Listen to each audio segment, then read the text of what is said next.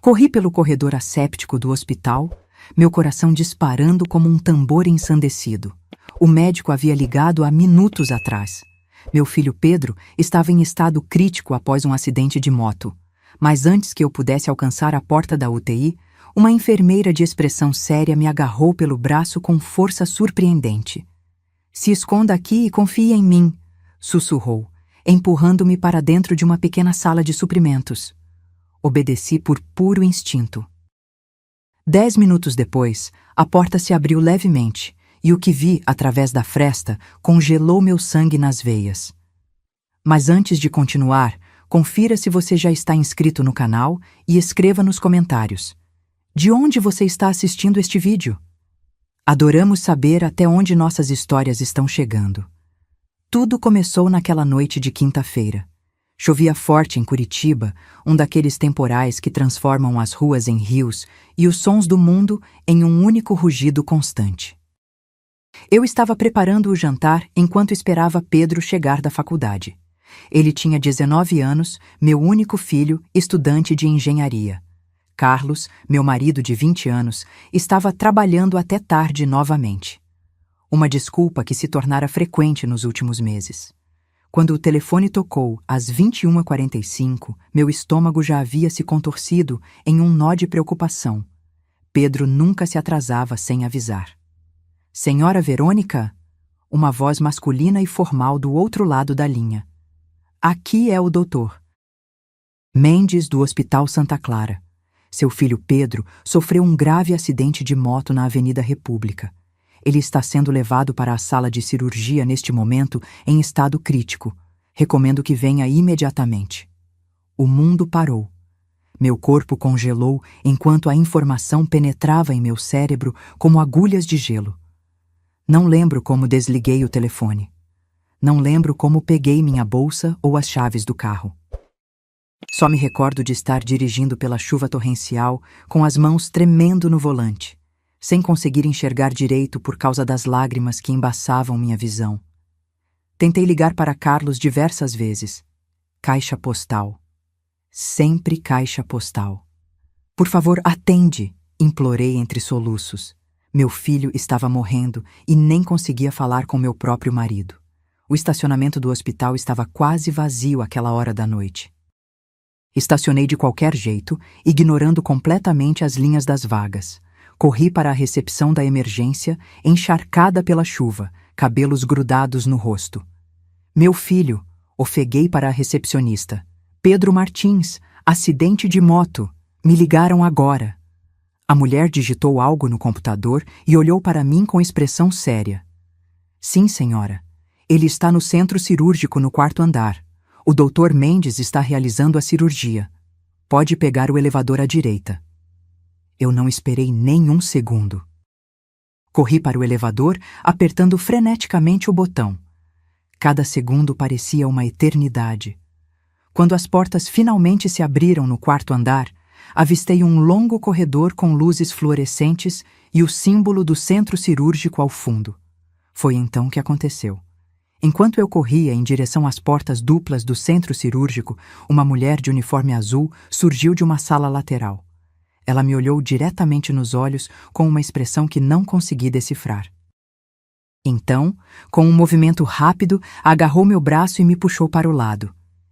"Esconda-se e confie em mim", sussurrou ela com urgência, empurrando-me para dentro de uma pequena sala de suprimentos médicos. "Não faça barulho. Não saia até eu voltar. É sobre seu filho." Antes que pudesse protestar, ela fechou a porta, deixando-me na penumbra. A sala era pequena, apertada, cheirando a álcool e produtos de limpeza. Prateleiras com suprimentos médicos me cercavam por todos os lados. Minha mente estava em turbilhão. Por que uma enfermeira me impediria de ver meu filho em estado crítico? Encostei-me na porta, respiração acelerada, coração martelando. Os minutos passaram lentamente. Através de uma pequena fresta na porta, eu podia ver parcialmente o corredor. 10 minutos se passaram, que pareceram 10 horas. Então, ouvi vozes se aproximando. A primeira pessoa que vi foi o Dr. Mendes. Reconheci seu nome no jaleco branco. Ele não parecia cansado ou estressado como um médico que acabara de realizar uma cirurgia de emergência em um paciente crítico. Pelo contrário, parecia relaxado, quase satisfeito, conversando casualmente. E então, meu mundo desabou. Caminhando ao lado dele estava Carlos, meu marido. Ele vestia uma camisa social, sem gravata, o cabelo bem penteado. Não havia preocupação em seu rosto. Na verdade, ele sorria, como se estivesse concluindo um bom negócio.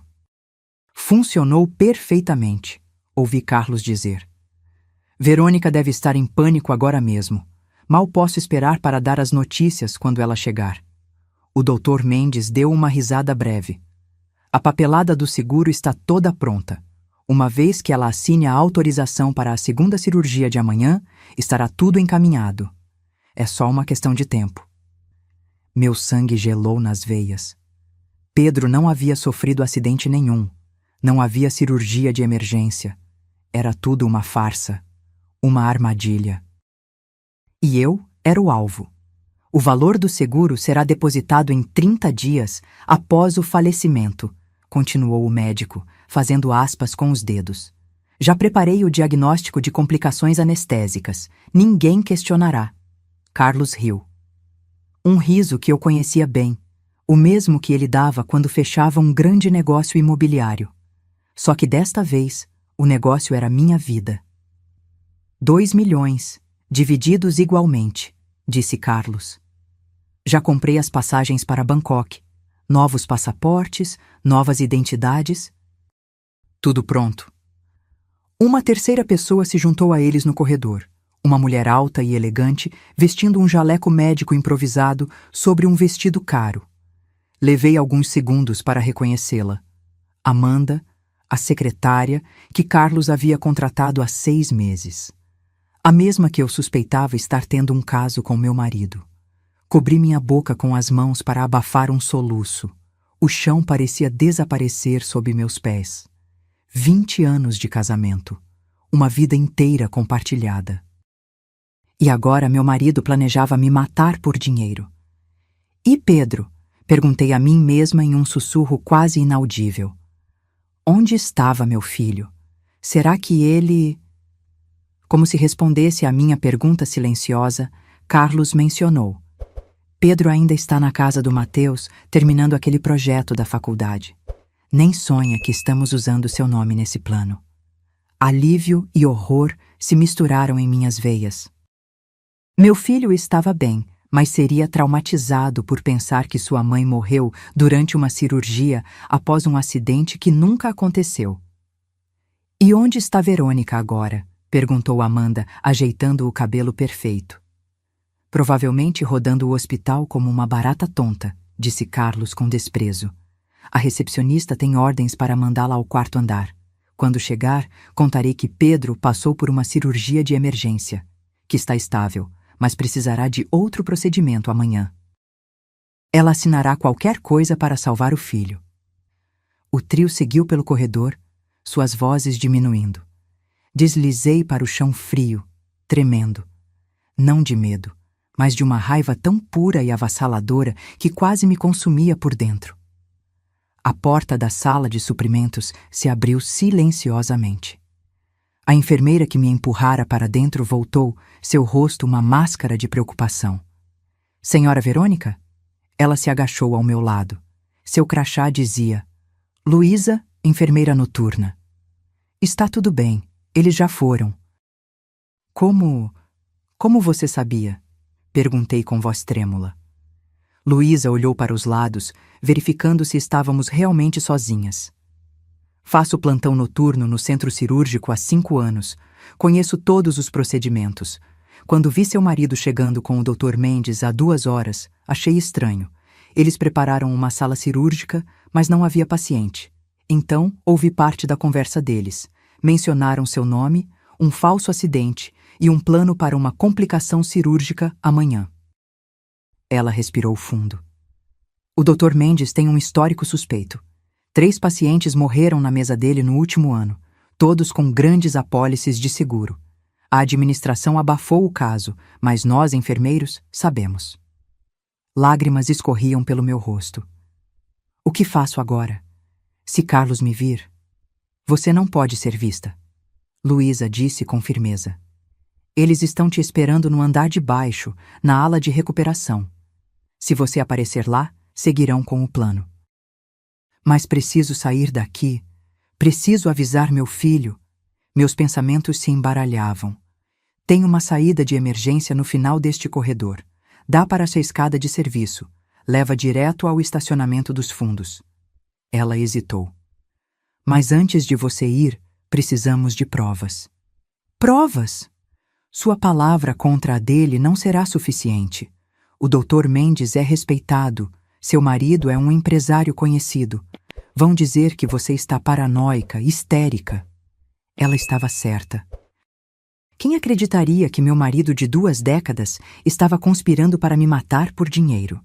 Parecia roteiro de filme. O escritório do Dr. Mendes fica no final do corredor, continuou Luísa. Ele guarda cópias de todos os documentos lá, inclusive os falsos prontuários e as apólices de seguro. Como vamos entrar? Perguntei, sentindo um estranho calmo me dominar. A adrenalina tinha substituído o choque inicial. Luísa tirou um cartão magnético do bolso. Tenho acesso. Mas precisamos ser rápidas. Eles podem voltar a qualquer momento. O corredor estava vazio quando saímos da sala de suprimentos. Caminhamos apressadamente, coladas à parede. Cada som, o zumbido das luzes fluorescentes, o ping distante de um elevador, fazia meu coração saltar. Chegamos a uma porta com uma placa. Dr. Ricardo Mendes, chefe de cirurgia. Luísa passou o cartão. A luz vermelha no leitor tornou-se verde. O escritório era elegante. Móveis de madeira escura, diplomas emoldurados nas paredes, o cheiro de couro e café caro. Luísa foi direto para o computador enquanto eu checava as gavetas da escrivaninha. Trancadas. Preciso encontrar as chaves, murmurei, vasculhando a superfície da mesa. Nada. Verônica, venha ver isso, chamou Luísa. Na tela do computador, uma pasta aberta mostrava diversos arquivos. Olhe este aqui. Procedimento Martins. Ela clicou. Um documento apareceu. Um relatório médico falso detalhando um acidente de moto que nunca aconteceu, descrevendo ferimentos que meu filho nunca sofreu e um procedimento cirúrgico que nunca foi realizado. Meu Deus, sussurrei. E tem mais. Luísa abriu outro arquivo. Era uma apólice de seguro de vida no meu nome, assinada há 3 semanas. 2 milhões de reais. Beneficiário: Carlos Martins. Eu me lembrava daquele dia. Carlos havia me pedido para assinar vários documentos, dizendo que eram relacionados a um novo investimento imobiliário. Só burocracia, amor. Confie em mim, ele havia dito, e eu assinei sem ler. Precisamos copiar tudo isso, disse Luísa. Tirei meu celular da bolsa com mãos trêmulas, tirando fotos de cada página na tela. Enquanto isso, Luísa continuava procurando mais arquivos. Tem um arquivo chamado Procedimento para Amanhã, ela disse, abrindo-o. Era um roteiro detalhado. O plano era me fazer assinar uma autorização para uma segunda cirurgia de emergência para Pedro. Durante o suposto procedimento, eu seria chamada à sala de observação. Lá, seria sedada sob o pretexto de me acalmar. E então, uma complicação anestésica fatal ocorreria. O documento detalhava inclusive como falsificar os sinais vitais e os registros médicos após minha morte. Fotografei tudo, sentindo uma frieza estranha se apoderar de mim. Não era mais apenas medo, era determinação. Eles não iam vencer. De repente, ouvimos vozes no corredor. Congelamos. Precisamos dos documentos do seguro, disse a voz de Carlos, ficando mais alta à medida que se aproximava. Quero tudo preparado quando Verônica chegar. Rápido, sussurrou Luísa, fechando as janelas no computador. Esconda-se atrás da estante. Mal tive tempo de me espremer no espaço entre a estante de livros e a parede quando a porta se abriu. Prendi a respiração, sentindo o coração bater tão forte que temi que pudessem ouvi-lo. Estranho, ouvi a voz do Dr. Mendes. Tenho certeza que tranquei a porta. Provavelmente esqueceu, respondeu Carlos com impaciência. Pegue logo os documentos. Verônica deve estar chegando. Pelo pequeno espaço entre os livros, vi Luísa agindo com incrível compostura. Dr. Mendes, ela disse com voz profissional, como se sua presença ali fosse completamente normal. Estava verificando os prontuários para amanhã, conforme o senhor solicitou. Vi o rosto do médico se contrair em confusão momentânea, antes de se recompor. Ah, sim. Obrigado, enfermeira. Luísa, senhor, enfermeira do centro cirúrgico. O Dr. Mendes e Carlos trocaram olhares rápidos. Vi desconfiança nos olhos deles.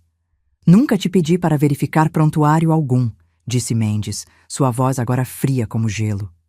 Luísa não perdeu a calma. O Dr. Soares me pediu para auxiliá-lo. Disse que o senhor estava esperando. Dr. Soares está de férias, disparou Mendes. Um silêncio tenso preencheu a sala.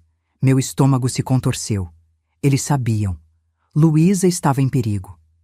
Quem é você realmente? Perguntou Carlos, dando um passo em direção a Luísa. E o que está fazendo aqui? Luísa manteve a compostura. Apenas fazendo meu trabalho, senhor. Se me dão licença... Ela tentou passar por eles em direção à porta, mas Carlos agarrou seu braço com força. Acho que você ouviu algo que não devia, não é mesmo? Me solte, ordenou Luísa, sua voz firme apesar do perigo evidente. Estou apenas cumprindo ordens.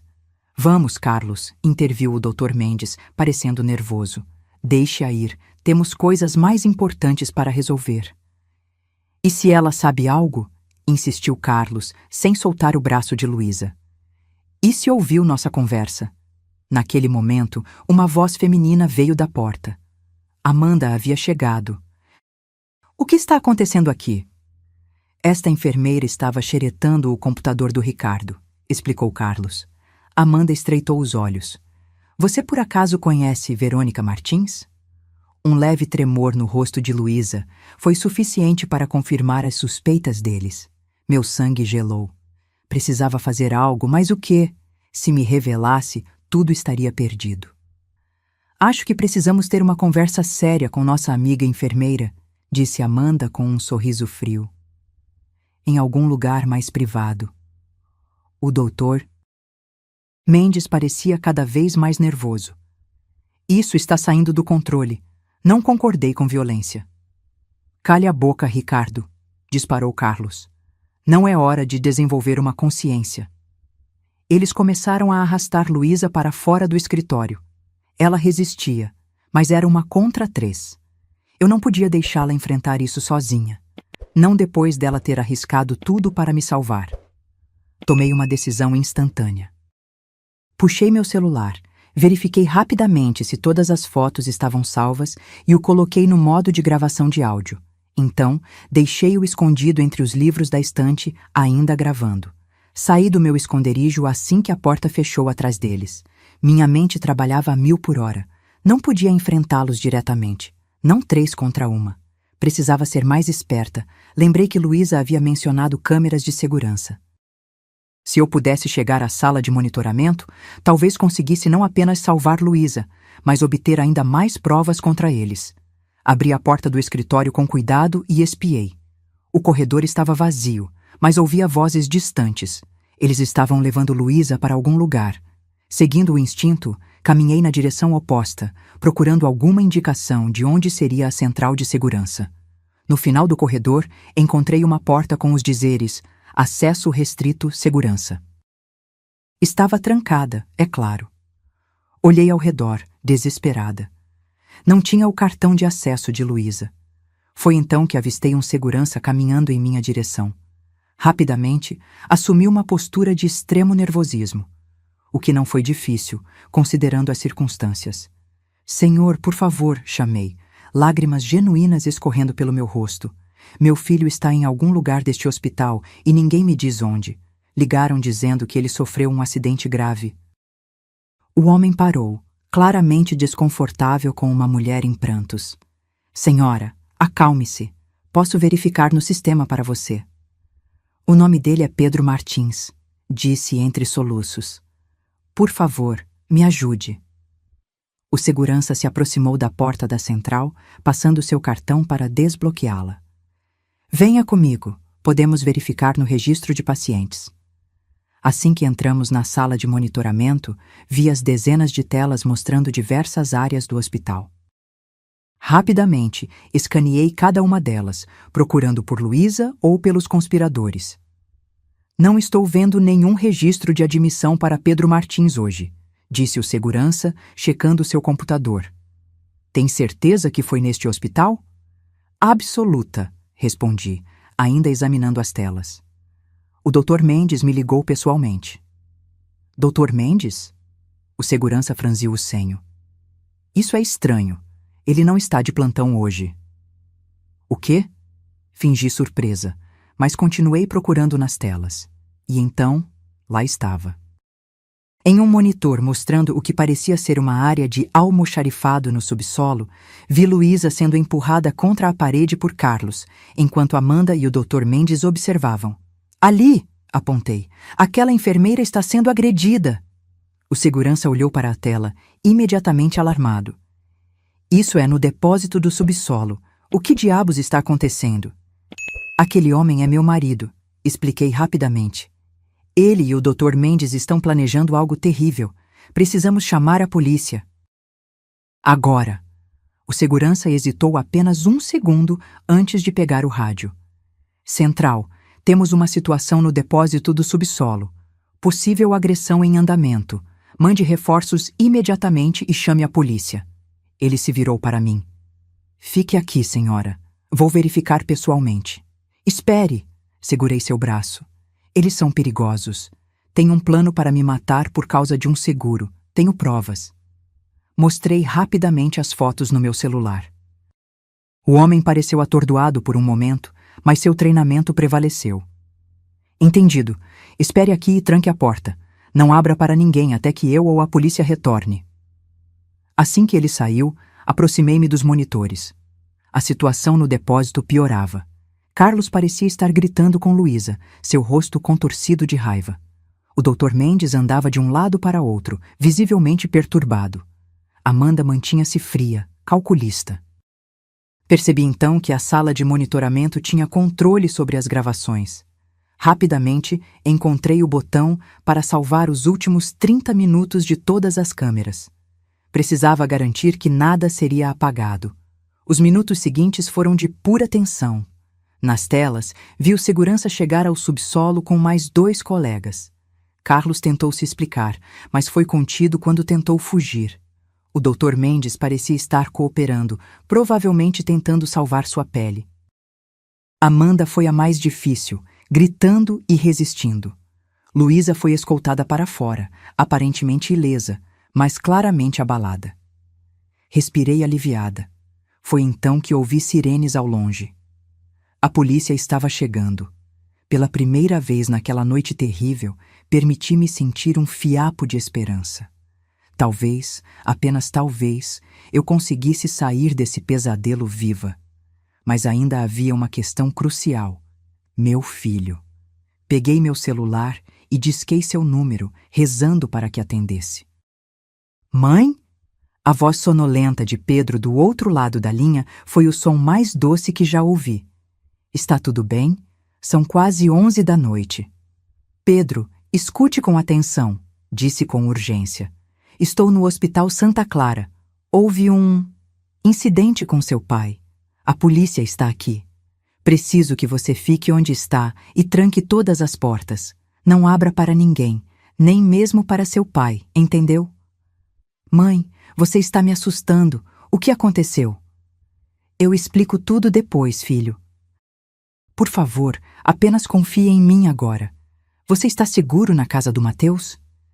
Sim, estamos terminando o projeto de estruturas. Mãe, por favor. Fique lá, Pedro. Te ligo assim que puder. Desliguei, sabendo que ele estaria preocupado, mas preferindo isso a colocá-lo em perigo. Voltei minha atenção para os monitores. A polícia havia chegado e estava escoltando Carlos, Mendes e Amanda. Seus rostos mostravam uma mistura de raiva e derrota. Especialmente Carlos. Seu olhar era de puro ódio, e eu sabia que era dirigido a mim. Uma batida na porta me sobressaltou. Senhora Martins, aqui é o policial Rodrigues. Pode abrir, por favor? Abri a porta com cautela, ainda em estado de alerta. Um policial uniformizado estava parado ali, acompanhado por Luísa, que parecia exausta, mas ilesa. Senhora Martins, sou o tenente Rodrigues. Precisamos de sua declaração sobre o que aconteceu aqui esta noite. Nos minutos seguintes, relatei tudo. O falso telefonema sobre o acidente de Pedro, o plano que descobri, as provas que encontramos. Mostrei as fotos dos documentos no computador do Dr. Mendes e transferi para o pendrive do policial a gravação das câmeras de segurança. Eles iam me sedar amanhã, concluí, a voz tremendo ligeiramente. Simular uma parada cardíaca durante uma cirurgia que eu nunca precisei. Tudo por R$2 milhões de seguro. O tenente Rodrigues tomava notas com expressão grave. Senhora Martins, seu marido, o Dr. Mendes e a mulher identificada como Amanda estão sob custódia. Mas preciso que venha à delegacia para formalizar sua denúncia. E meu filho?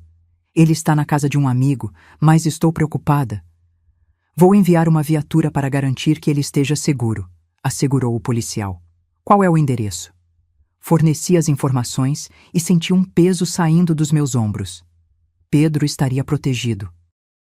Quanto a você, o tenente continuou, não seria seguro voltar para casa esta noite.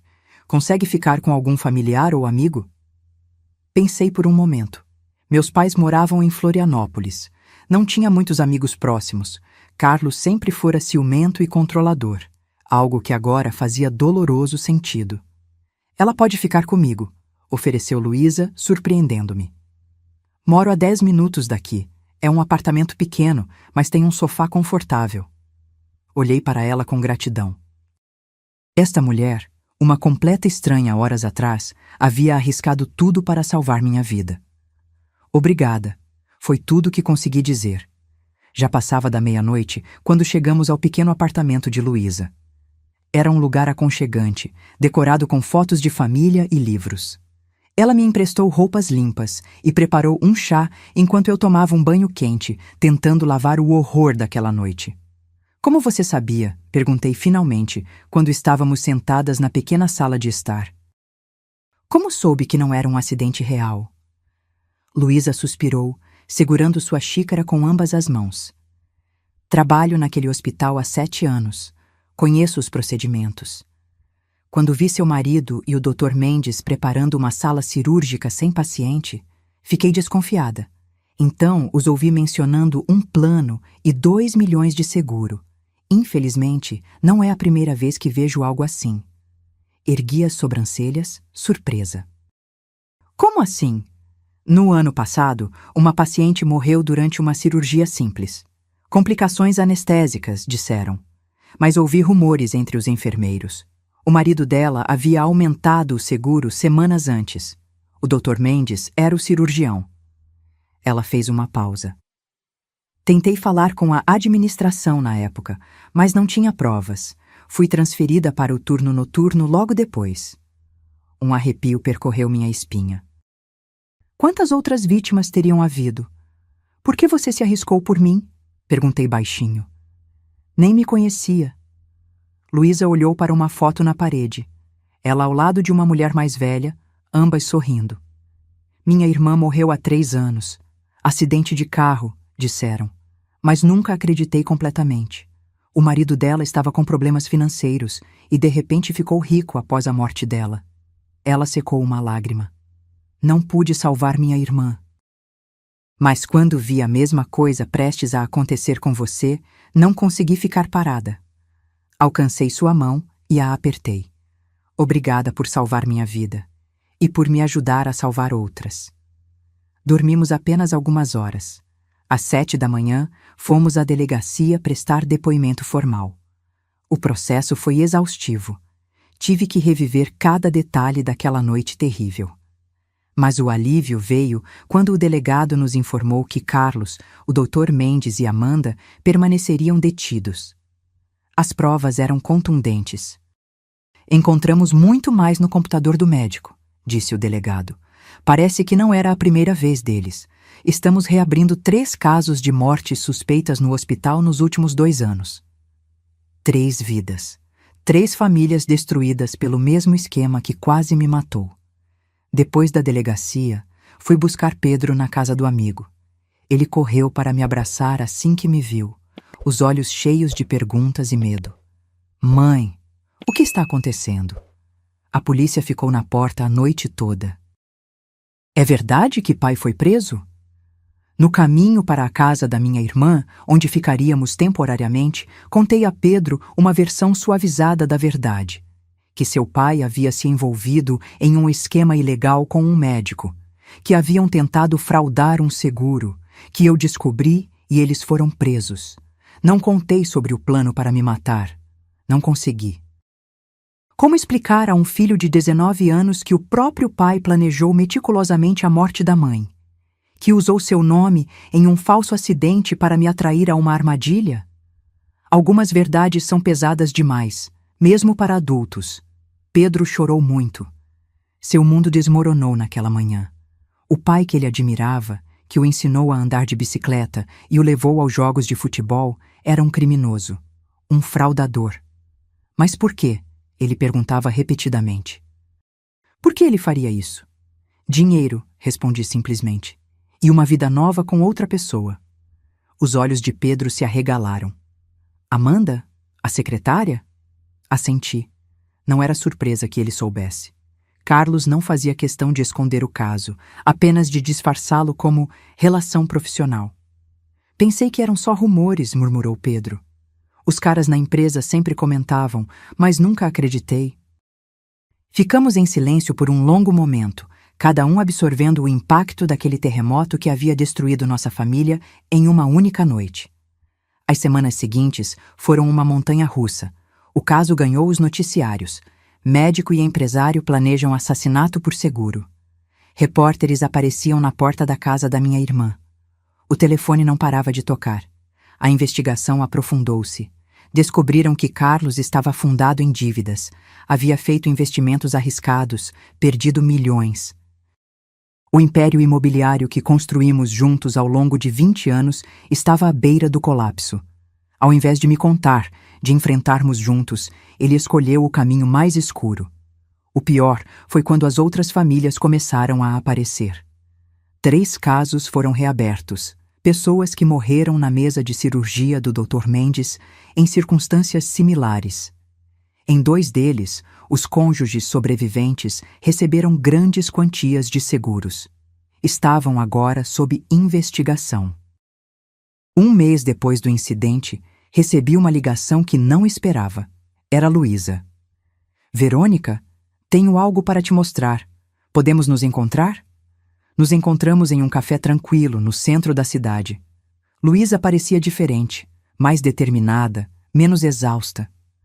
Fui promovida, ela disse com um pequeno sorriso. O hospital está passando por uma grande reestruturação após o escândalo. Estou agora na chefia de ética e conformidade. Isso é maravilhoso, respondi sinceramente. Ninguém merece mais. Ela colocou uma pasta sobre a mesa. Encontramos mais casos, não apenas no nosso hospital. O Dr. Mendes trabalhou em 3 outras instituições nos últimos 10 anos. Em cada uma delas, houve mortes inexplicadas durante procedimentos simples. Abri a pasta com mãos trêmulas. Fotos, relatórios, datas. Pelo menos 7 casos suspeitos. Ele confessou? Perguntei.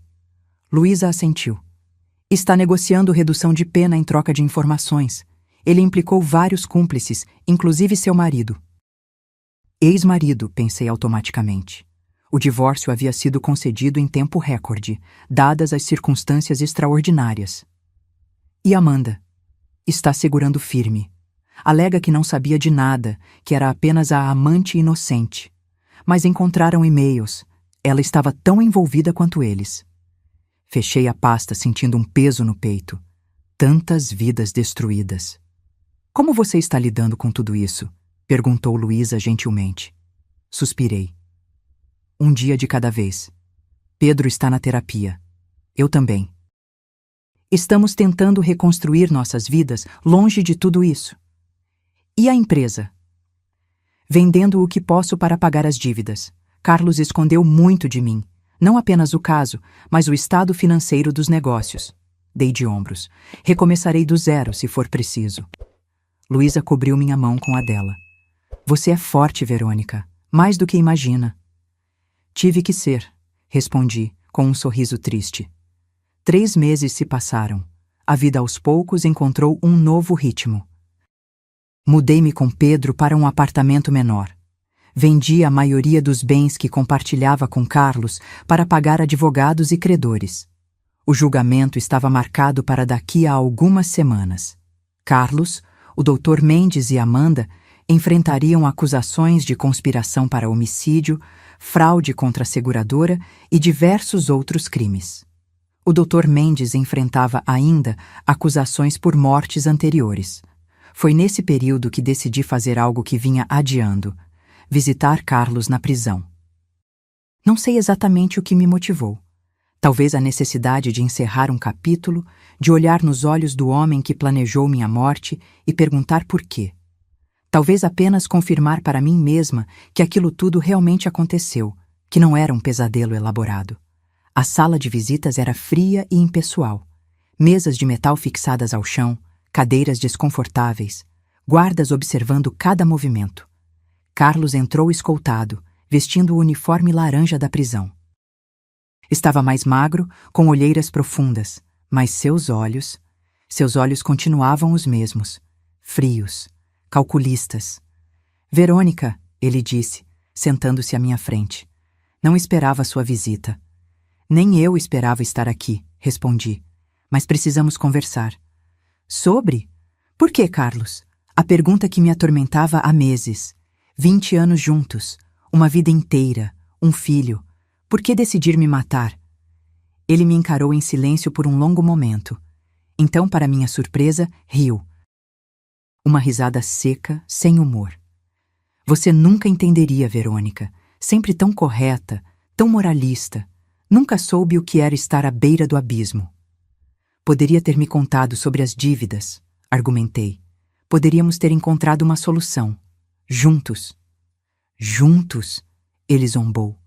Você teria me deixado no segundo em que soubesse a verdade, que eu perdi tudo, que aquela vida de luxo que você tanto amava estava construída sobre areia. Você não me conhecia nada, respondi, mantendo a voz calma apesar da raiva borbulhando dentro de mim. Eu teria ficado ao seu lado, por pior que fosse. Fácil dizer isso agora. Ficamos em silêncio. Ele não se arrependia, nem um pouco. A realização me atingiu como um soco. Este homem, com quem dividi minha cama por 2 décadas, com quem criei um filho, teria me assistido morrer sem piscar. Quanto tempo acha que vai pegar? Perguntei finalmente. Ele deu de ombros. Meu advogado diz que entre 20 e 30 anos. Menos se eu cooperar, o que não pretendo fazer. Pedro quer te visitar, disse observando sua reação. Pela primeira vez, vi algo em seus olhos. Um lampejo de... emoção? Remorso? Difícil dizer. Diga a ele para não vir, respondeu Carlos, desviando o olhar. Não há nada para ele aqui. Assenti. Era a única coisa com a qual concordávamos. Esta é a última vez que nos veremos, Carlos, disse, levantando-me. Espero que tenha valido a pena. O quê? Trocar 20 anos de vida por 20 anos de prisão. Virei as costas e saí, sem olhar para trás. Não havia mais nada a dizer. O outono chegou, pintando as árvores de Curitiba com tons dourados e vermelhos. 6 meses haviam se passado desde aquela noite fatídica no hospital. O julgamento começara, e com ele vieram à tona detalhes ainda mais sórdidos do plano. Sentada na primeira fileira do tribunal, ouvi os promotores detalharem friamente como minha morte havia sido planejada. Como Carlos e o Dr. Mendes haviam ensaiado cada passo. Como Amanda havia sido a responsável por forjar os documentos do seguro, usando seus conhecimentos como ex-funcionária de uma corretora. A fraude foi elaborada com precisão meticulosa, explicou o promotor. O acusado, Carlos Martins, aumentou a apólice de seguro da vítima para R$ 2 milhões 3 semanas antes do crime planejado. A assinatura da senhora Martins foi obtida através de engano, misturada a outros documentos de negócios. Pedro sentou-se ao meu lado durante todo o processo, segurando minha mão nos momentos mais difíceis. Ele havia insistido em estar presente, dizendo que precisava olhar a verdade de frente. Aos 19 anos, meu filho demonstrava uma força que eu mesma lutava para encontrar. O plano, continuou o promotor, era simular um acidente com o filho do casal, usar o trauma e a preocupação da mãe para fazê-la assinar uma autorização para uma cirurgia de emergência e, então, provocar uma complicação fatal durante o procedimento. Ouvi alguns suspiros de horror na sala. Jornalistas rabiscavam freneticamente em seus blocos. O juiz mantinha a expressão severa. O doutor Ricardo Mendes já havia executado esse mesmo esquema pelo menos 3 vezes antes, resultando em mortes que foram classificadas como complicações médicas. Em cada caso, havia um beneficiário de seguro que pagava ao médico uma porcentagem do valor recebido. A defesa tentou argumentar que não havia prova definitiva de que as mortes anteriores foram assassinatos, apenas coincidências trágicas. Tentaram sugerir que Carlos estava temporariamente insano devido ao estresse financeiro. Que Amanda não sabia do plano completo, apenas da fraude ao seguro. Cada argumento soava mais absurdo que o anterior. As provas eram irrefutáveis. Os e-mails, os arquivos no computador do médico, as gravações de câmeras de segurança, os depoimentos de outros profissionais do hospital que haviam notado irregularidades. Luísa testemunhou com dignidade e coragem, descrevendo como descobriu o esquema, como me alertou, como arriscou sua própria vida para salvar a minha. Quando terminou, nossos olhares se cruzaram. Uma ligação silenciosa entre 2 mulheres cujas vidas haviam se entrelaçado através da tragédia.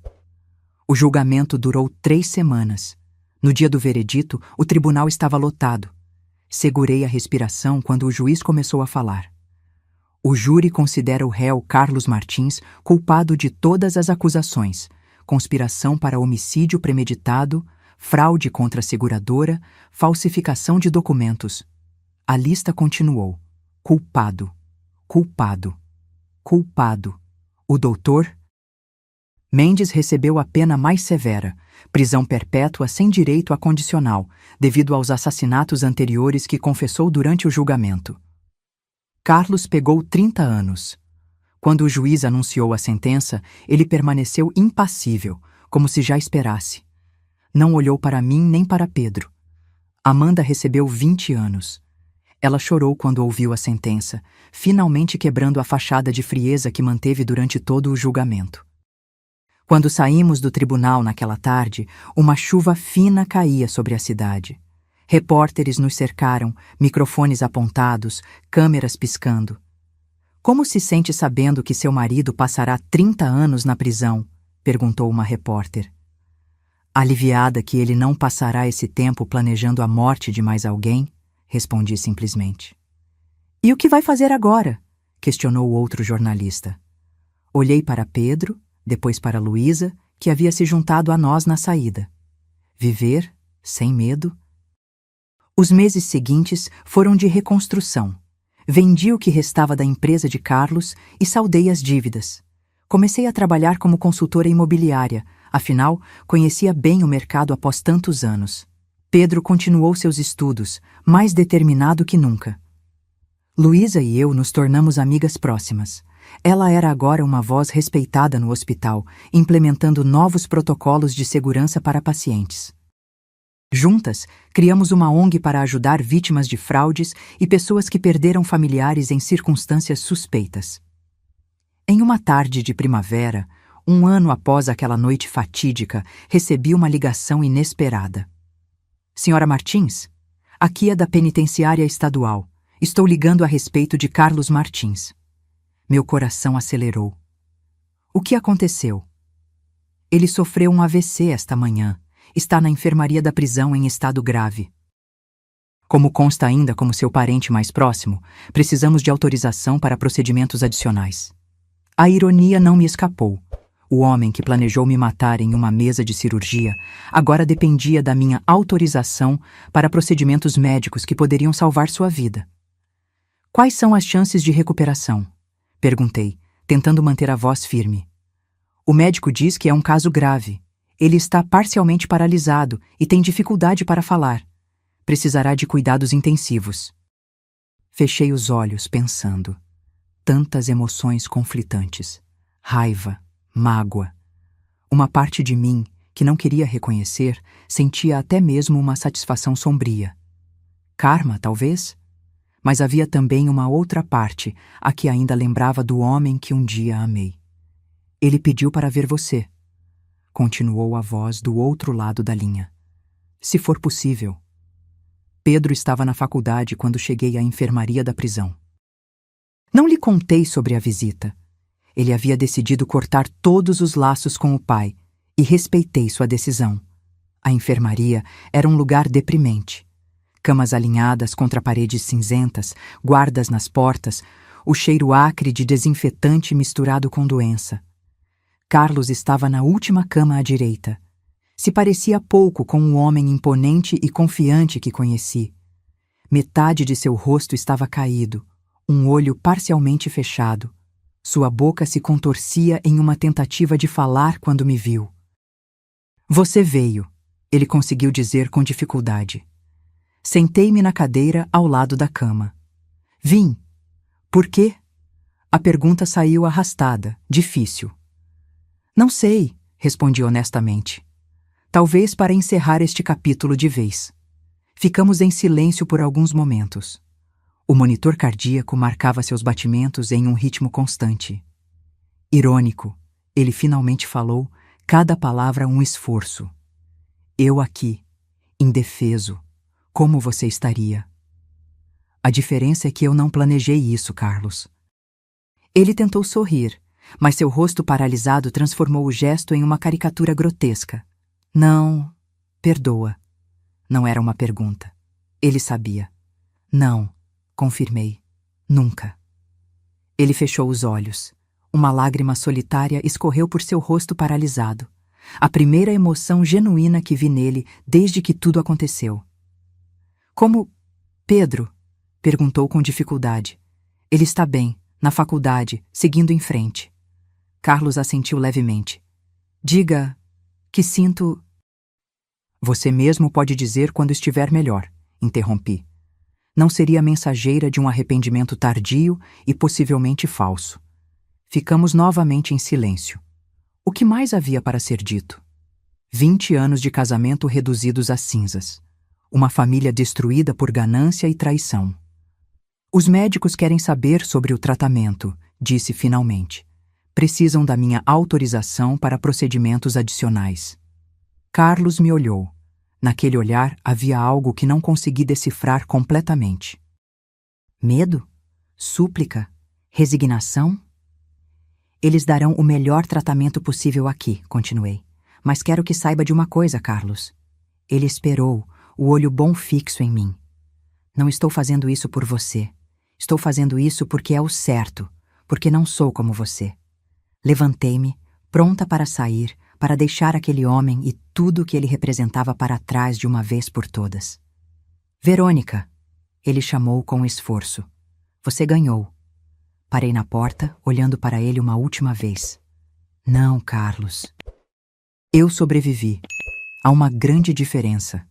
Enquanto dirigia de volta para casa, a conversa com Carlos ecoava em minha mente. Você ganhou, ele disse. Como se tudo aquilo fosse um jogo.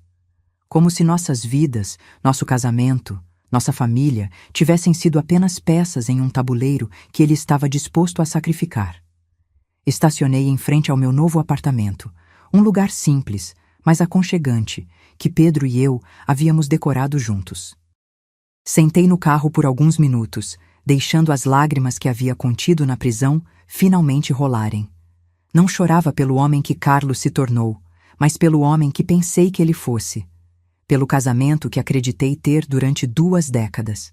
pelas memórias que agora estavam manchadas, contaminadas pela verdade terrível de sua traição. Meu celular tocou, interrompendo meus pensamentos. Era Luísa.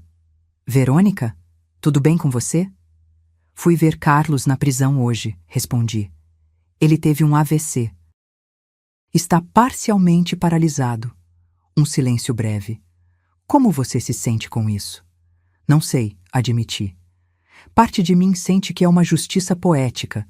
Ele que queria me ver paralisada, numa cama de hospital, impotente. Agora está exatamente assim. Mas outra parte de mim... Se sente culpada por pensar assim? Sim. E isso me irrita, porque não deveria sentir nada por ele. Nem pena, nem raiva, nem qualquer coisa. Verônica, a voz de Luísa era gentil. Você amou esse homem por 20 anos. Tem um filho com ele. É natural que seus sentimentos sejam complicados. Respirei fundo. Acho que preciso de mais sessões com a terapeuta. Luísa riu levemente. Provavelmente. Olha, estou indo para o café da Dona Maria agora. Por que não se junta a mim? Um café forte e um bolo de chocolate podem não resolver seus problemas, mas certamente ajudam a enfrentá-los. Sorri, enxugando as lágrimas. Chego em 15 minutos. O café da Dona Maria era nosso refúgio. Um lugar aconchegante no centro histórico da cidade, com mesas de madeira escura e o melhor bolo de chocolate de Curitiba. Luísa já estava lá quando cheguei, uma xícara fumegante à sua frente. Pedi para você, ela disse quando me sentei. Café preto, sem açúcar como gosta. Obrigada, respondi, sentindo o aroma reconfortante. Não só pelo café. Eu sei, ela sorriu. Como está Pedro? Focado nos estudos, determinado a se formar com honras. Tomei um gole do café. Ele não sabe sobre o AVC do pai. Não sei se devo contar. Ele tem o direito de saber, ponderou Luísa, mesmo que decida não visitar. Assenti. Vou contar hoje à noite, mas já sei o que ele vai dizer. O quê? Que não se importa, suspirei. Ele está tão cheio de raiva, Luísa, às vezes me preocupo. Ele tem motivos para estar com raiva, ela apontou. O pai dele tentou matar a mãe. Traiu a família inteira. Isso não é algo fácil de processar, especialmente aos 19 anos. Eu sei. Só não quero que essa raiva o consuma. Ficamos em silêncio por um momento, cada uma perdida em seus próprios pensamentos. Luísa então tirou um envelope da bolsa e o deslizou pela mesa. O que é isso? Abra. Dentro havia um panfleto colorido. Conferência Internacional de Segurança do Paciente. Li em voz alta. Rio de Janeiro, próximo mês. Fui convidada para apresentar nosso novo protocolo de segurança, explicou Luísa, com um brilho de orgulho nos olhos. O modelo que desenvolvemos após o caso Mendes está sendo considerado para implementação nacional. Isso é incrível, exclamei. Você merece esse reconhecimento. Ela mordeu o lábio, parecendo subitamente tímida. Na verdade, esperava que você fosse comigo, para falar sobre sua experiência, sobre como nosso trabalho na ONG está ajudando outras famílias. Hesitei. Falar em público sobre o que aconteceu, expor minha história diante de centenas de profissionais, a ideia me aterrorizava. Não precisa responder agora, disse Luísa rapidamente, percebendo minha hesitação. Pense a respeito, seria bom para o trabalho que estamos fazendo, e talvez... Ela fez uma pausa. Talvez seja bom para você também. Como assim? Transformar essa experiência terrível em algo positivo. Usar sua história para salvar outras vidas. Ela segurou minha mão sobre a mesa. Você é mais forte do que pensa, Verônica. Sempre foi. Naquela noite, contei a Pedro sobre o estado de saúde do pai. Como previ, ele reagiu com indiferença forçada. Ele está paralisado? Perguntou, sem levantar os olhos do livro que lia. Parcialmente. O lado direito do corpo. Tem dificuldades para falar também. Pedro deu de ombros. Karma é uma coisa interessante, não é? Pedro. O quê? Ele finalmente me olhou, desafiador. Quer que eu sinta a pena dele? Depois de tudo que ele fez? Não, respondi calmamente. Só quero que você não deixe esse ódio te consumir. Ele já fez mal suficiente à nossa família. Não permita que continue te machucando. Pedro fechou o livro com força. Sabe o que é pior, mãe? Não é só que ele tentou te matar, é que ele usou meu nome. Ele sabia o quanto você me ama, o quanto ficaria desesperada se achasse que eu estava morrendo. E usou isso, usou nosso amor como arma. Sua voz falhou. Que tipo de pessoa faz isso? Sentei-me ao lado dele no sofá, puxando-o para um abraço. Ele resistiu por um momento, então desabou contra mim, como fazia quando era pequeno e se machucava. Não sei que tipo de pessoa faz isso, filho, sussurrei. Mas sei que tipo de pessoa você é, e sei que tipo de pessoa você vai se tornar. Alguém bom, forte, íntegro. Alguém que não deixa a escuridão dos outros apagar sua luz.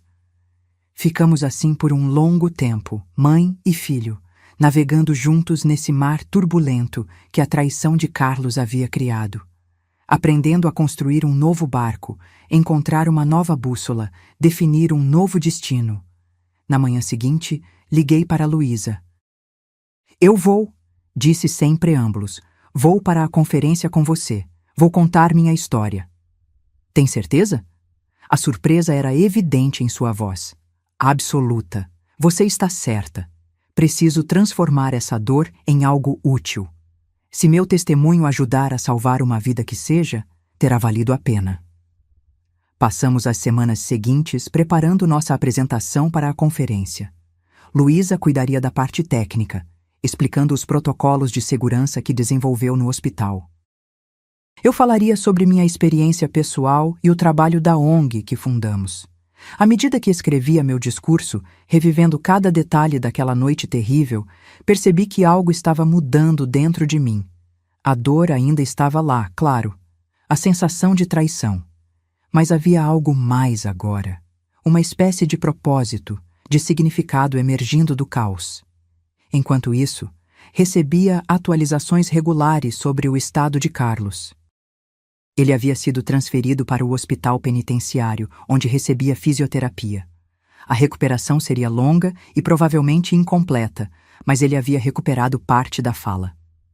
Pedro nunca perguntou sobre o pai, e eu não forcei o assunto. Respeitei seu tempo, seu processo. Ele estava ocupado com a faculdade, com os novos amigos, com o estágio que conseguiu em uma construtora. Aos poucos, via o brilho voltar aos olhos do meu filho. A conferência no Rio seria em uma semana, quando recebi outra ligação do hospital penitenciário. Senhora Martins? O senhor Carlos está pedindo para vê-la. É bastante insistente. Por quê? Houve alguma piora? Não, pelo contrário. Ele está melhor. Consegue falar com mais clareza agora. Disse que tem algo importante para lhe dizer. Hesitei. A última visita havia sido emocionalmente exaustiva. Não tinha certeza se estava pronta para outro confronto. Senhora Martins? Ainda está na linha? Sim, respondi finalmente. Diga a ele que irei no domingo. Desliguei, sentindo um nó no estômago. O que Carlos poderia querer me dizer que fosse tão importante? O domingo amanheceu cinzento e frio, combinando perfeitamente com meu estado de espírito. Dirigi até o hospital penitenciário com uma sensação de déjà-vu, relembrando minha última visita. Dessa vez, porém, estava mais preparada emocionalmente, ou pelo menos era o que dizia a mim mesma. Carlos estava em um quarto diferente agora, menos deprimente que a enfermaria, mas ainda assim claramente uma instalação prisional. Uma janela pequena e gradeada deixava entrar a luz pálida do dia nublado. Ele estava sentado em uma cadeira de rodas ao lado da cama, visivelmente mais forte que da última vez. Você veio? Disse ele quando entrei. Sua fala estava melhor, embora ainda um pouco arrastada. O lado direito de seu rosto continuava parcialmente paralisado.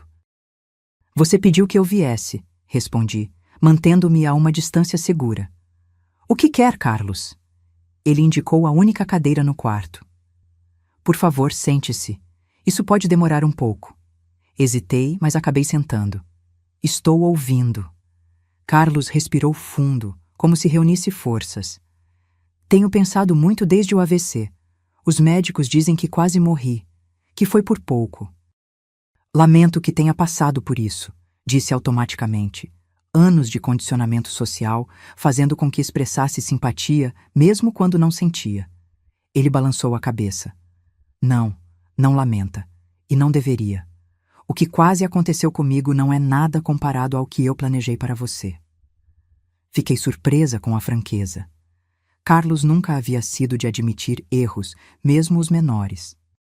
Quando acordei na UTI, continuou ele, e percebi que estava parcialmente paralisado, a primeira coisa que pensei foi que era um castigo, irônico, como você disse. Eu, que planejei te deixar indefesa numa mesa de cirurgia, agora preso a esta cadeira. É irônico, concordei, sem emoção na voz. Durante semanas, me entreguei à autocompaixão, culpei todo mundo. Você, o Dr. Mendes, Amanda, até Pedro. Todo mundo, menos a única pessoa realmente responsável. Ele apontou para si mesmo com a mão que ainda conseguia mover. Eu. Fiquei em silêncio, sem saber onde aquilo iria chegar. Então comecei a terapia, parte da reabilitação. O psicólogo da prisão, ele não facilitou as coisas para mim. Me forçou a olhar para o que fiz, para quem sou. Carlos olhou pela janela, onde algumas gotas de chuva começavam a cair. Sabe o que descobri, Verônica? Que nunca te amei de verdade, nem a Pedro. As palavras doeram mais do que eu esperava. Não da forma como vocês mereciam, ele esclareceu. Amei a ideia de vocês.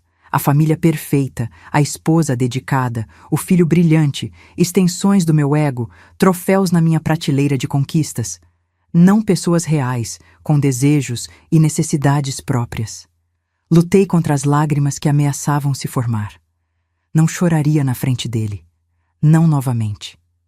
Por isso foi tão fácil planejar. Ele fez uma pausa, como se as palavras fossem difíceis de pronunciar. Seu assassinato. A palavra pairou no ar entre nós, pesada e inescapável. Foi como descartar uma peça de mobília, ele continuou. Algo que não servia mais ao meu propósito. Você e toda a nossa história juntos valiam menos para mim que dinheiro e uma nova vida com Amanda. Ele riu amargamente. Amanda, que nem me escreve mais, que já está negociando um acordo com o promotor para reduzir sua pena. Por que está me dizendo tudo isso, Carlos? Perguntei, minha voz mais firme do que eu esperava. Quer que eu te perdoe? Que sinta pena de você? Ele balançou a cabeça. Não. Não mereço seu perdão e certamente não quero sua pena. Estou dizendo isso porque você merece ouvir a verdade. Depois de 20 anos de mentiras, você merece pelo menos isso. Ficamos em silêncio por um momento. A chuva agora batia com mais força contra a pequena janela. Há algo mais, disse Carlos finalmente. Algo que você precisa saber. O quê? Não foi a primeira vez que planejei te matar. Meu sangue gelou. Como assim? Carlos desviou o olhar, como se finalmente sentisse vergonha. 3 anos atrás, aquela viagem para a Serra do Mar, lembra? Eu tinha planejado um acidente durante a trilha. Cheguei a afrouxar o equipamento de rapel, mas perdi a coragem no último minuto. Lembrei-me daquela viagem. Carlos havia insistido tanto, mesmo sabendo que eu tinha medo de altura. Lembrei como ele pareceu desapontado quando choveu forte e tivemos que cancelar a trilha. Por quê? Sussurrei horrorizada. Havia contratado um seguro menor na época, $500,000. Estava com problemas financeiros, mas não tão graves quanto agora. E... Ele hesitou. Não tinha a Amanda. Levantei-me bruscamente. Preciso ir embora. Espere, pediu Carlos, sua voz subitamente urgente. Tem mais uma coisa, a razão principal por que pedi que viesse. Parei na porta, de costas para ele, sem conseguir olhá-lo. O quê? Fiz um novo testamento, disse ele, declarando que renuncio a qualquer direito sobre nossos bens. Tudo o que sobrou, incluindo minha parte na empresa e nas propriedades, passa para você e Pedro. Também estou colaborando com os investigadores para rastrear o dinheiro desviado. Sei que não compensa nada, mas... Não compensa, interrompi, virando-me para encará-lo uma última vez. Nada compensaria o que você fez, mas faz o certo pela primeira vez em anos. Saí sem esperar resposta, caminhando rapidamente pelos corredores estéreis do hospital, lutando contra as lágrimas e a náusea. Só quando cheguei ao carro, permiti que as emoções finalmente viessem à tona, chorando até não ter mais lágrimas. 3 anos. Ele havia planejado me matar pela primeira vez há 3 anos. Quanto de nosso casamento havia sido real? Alguma coisa foi verdadeira? Peguei o celular com mãos trêmulas e disquei o número de Luísa. Ele tentou antes. Disse assim que ela atendeu, sem nem mesmo dizer olá. Há 3 anos. Uma viagem para a montanha. Do que você está falando, Verônica? A voz de Luísa estava preocupada. Onde você está? No estacionamento do hospital penitenciário. Fui ver Carlos. Ele confessou que tentou me matar antes. As palavras saíram entre soluços. 3 anos, Luísa. 3 anos vivendo com alguém que me via como um obstáculo, um móvel a ser descartado. Fica aí, disse Luísa com firmeza. Estou indo te buscar. Você não deve dirigir assim. 30 minutos depois, Luísa chegou. Sem dizer nada, me abraçou forte, deixando que eu chorasse em seu ombro. Quando finalmente me acalmei, ela dirigiu até sua casa, fez chá e me acomodou em seu sofá com um cobertor. Por que ele confessaria isso agora? Perguntei, mais para mim mesma do que para ela. Que propósito isso serve? Talvez seja parte da terapia dele, sugeriu Luísa, sentando-se ao meu lado.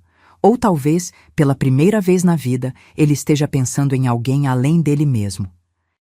Preciso contar ao Pedro? A ideia me aterrorizava. Meu filho já havia passado por tanto. Luísa considerou por um momento. Talvez não todos os detalhes. Não agora. Conte sobre o testamento, sobre a colaboração com os investigadores. O resto, talvez quando ele estiver pronto. Assenti, grata pela sabedoria de minha amiga. Ficamos em silêncio por algum tempo, o único som sendo o da chuva contra as janelas. Ainda quer ir à conferência na próxima semana? Perguntou Luísa finalmente. Entenderei se quiser cancelar. Pensei por um momento. Não. Agora mais do que nunca preciso fazer isso. Preciso transformar toda essa dor em algo útil. Luísa sorriu, apertando minha mão. Você é a pessoa mais forte que já conheci, sabia? Não me sinto forte, admiti. Me sinto quebrada na maior parte do tempo. É justamente por isso que você é forte, respondeu ela. Porque mesmo quebrada, você continua. Continua cuidando do seu filho, reconstruindo sua vida, ajudando outras pessoas. Isso é verdadeira força, Verônica. Na manhã seguinte, contei a Pedro sobre o testamento e a colaboração do pai com os investigadores. Como esperado, ele reagiu com desconfiança. Por que ele faria isso agora? Perguntou, cerrando os punhos. Qual é o truque? Acho que não há truque, filho. Respondi suavemente. Acho que ele finalmente está percebendo o quanto nos machucou. O quanto te machucou. Pedro balançou a cabeça, incrédulo. 20 anos de manipulação e mentiras, e agora ele espera que acreditemos na sua redenção? Muito conveniente. Não argumentei. Pedro tinha todo o direito à sua raiva, sua desconfiança. Levaria tempo, talvez anos, talvez a vida toda, para ele processar a traição do pai. Vamos à conferência no Rio na próxima semana. Mudei de assunto. Eu e Luísa. Quer vir conosco? Poderia aproveitar para visitar aquele programa de intercâmbio da Universidade Federal. Pedro considerou por um momento, então assentiu. Pode ser bom sair um pouco daqui, mudar de ares. Ótimo, sorri. Será bom termos algum tempo juntos, longe de tudo isso. O Rio nos recebeu com sol e calor, um contraste bem-vindo com o outono chuvoso de Curitiba. A conferência seria no dia seguinte, Então aproveitamos a tarde livre para caminhar pela orla de Copacabana.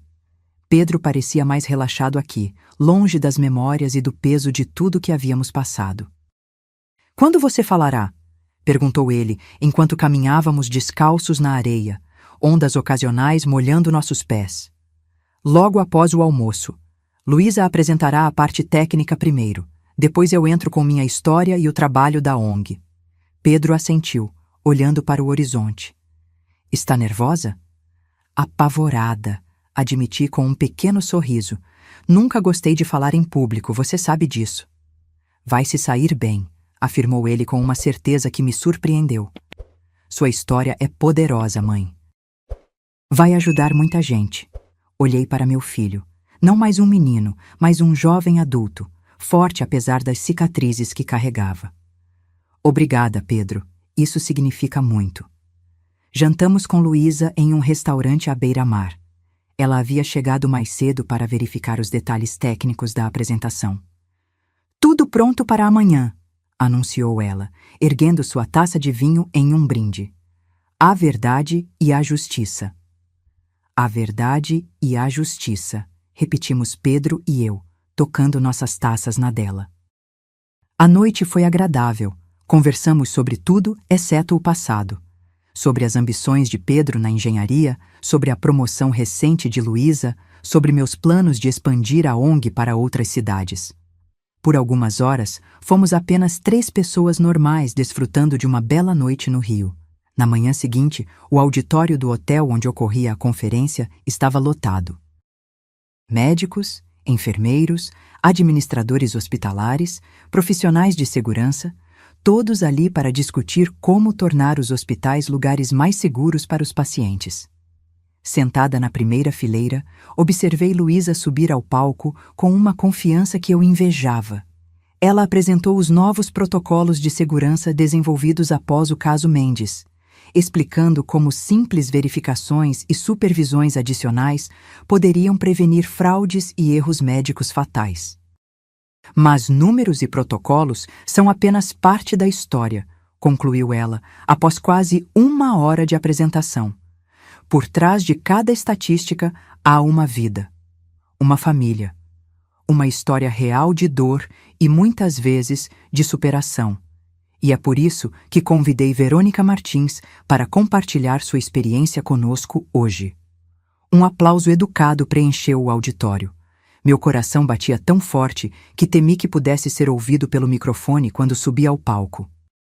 Pedro, na primeira fileira, me deu um polegar para cima, um gesto tão simples e tão reconfortante. Olhei para as centenas de rostos voltados para mim, respirei fundo e comecei. "Meu nome é Verônica Martins. Há 1 ano, meu marido de 20 anos, em conluio com um médico respeitado e sua amante, planejou meu assassinato em uma mesa de cirurgia." O auditório ficou em absoluto silêncio. Nenhum movimento, nenhum sussurro. O plano era elaborado. Eles usariam um falso acidente envolvendo meu único filho para me atrair ao hospital. Contando com meu desespero e pânico, fariam com que eu assinasse uma autorização para uma cirurgia falsa. Durante essa cirurgia, eu seria sedada e sofreria uma complicação anestésica fatal.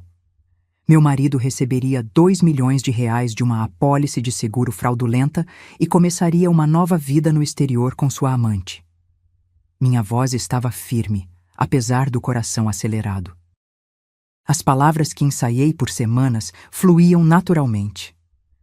Não estaria aqui hoje se não fosse por uma enfermeira corajosa. Ela percebeu irregularidades, conectou os pontos e arriscou sua própria segurança para me alertar. Essa enfermeira, Luísa Cardoso, apontei para ela na plateia. Salvou minha vida e me ajudou a expor um esquema criminoso que já havia custado pelo menos 3 outras vidas.